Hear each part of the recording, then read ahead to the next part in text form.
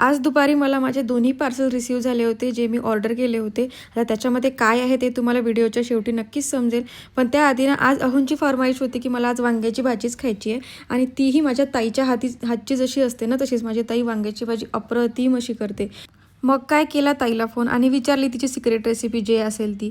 त्यानंतर त्या रेसिपीनुसार वांग्याची भाजी बनवली आणि आता वांग्याच्या भाजीसोबत ना बिट्ट्या खायला खूपच छान लागतात। मी माहेरी असली की आमच्याकडे वांग्याची भाजी बनली की आम्ही त्याच्यासोबत बिट्ट्या बनवतो। खरंच खूप छान लागतात। पण आता एवढं शक्य तर नव्हतं बिट्ट्या बनवणं इतक्या शॉर्ट टाईममध्ये, म्हणून म्हटलं आता भाकरीच बनवूया। मग भाकरी बनवायला घेतल्या आणि आईंनी छान मिरच्यांची देठं वगैरे काढून ठेवली होती ठेचा बनवण्यासाठी। तर त्याच्यासाठी मी मिरच्या पण भाजून घेतल्या आणि सोबत हिचं नेहमीप्रमाणे मधात कशासाठी येणं चालू होतं की आज मला भाकर पण बनवून बघायची आहे, तर मला भाकर बनवू दे। पण मी तिला म्हटलं की अगं ती पोळी करणं सोपं असतं पण भाकर नाही जमत करायला। पण तिचं नव्हतं, नाही मला बनवूच दे। म्हणून मग तिचा हात पकडून वगैरे तिला लाटून शिकवली, कारण मला पण हातावरची येत नाही, त्यामुळे लाटून तिला शिकवत होती। तर असं सगळं तिचं ट्रायल चालू होता आणि इकडे माझा तोपर्यंत ठेचा छान बनला होता आणि त्यानंतर छान सलाद वगैरे कापून घेतलं ताट वाढायसाठी आणि छान असं भाजी भाकरी आणि ठेचा असं सगळं ताट सजवून अहोंना आधी जेवायला दिलं आणि त्यांना विचारलं की खरंच भाजीची टेस्ट सांगा नेमकी कशी झाली।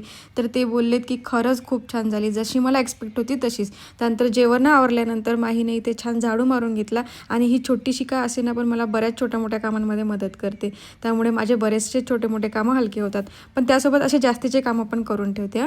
तिने दारावर सगळं चॉकने लिहून ठेवलं होतं आणि तिला मी जेव्हा साफ करायला सांगितलं तेव्हा ती असं काहीसं साफ करत होती, म्हणजे कुठेही तिचं एंटरटेनमेंट कंटिन्यू असतं, ती कुठेच शांत बसू शकत नाही। त्यानंतर ही जी आईस्क्रीम आहे ही बरेच दिवसापासून पडलेली होती, कोणीच खात नव्हतं। मग मी खायला घेतली तर सगळ्यांना पाहिजे होती, मग त्यांनी सगळ्यांनी घेऊन संपवून टाकली। शेवटी मग मला असा हातात डबा घेऊन बसावं लागलं आणि एंड त्या आईस्क्रीमचा मीच केला। आता मला वाटलं मी माझ्या मुलीला साडी घेऊन दिली, ती घालून ती मटकेल, पण तरी तिचं ते अजूनही कापडं गुंडाळून मटकणं काही संपत नाही आहे।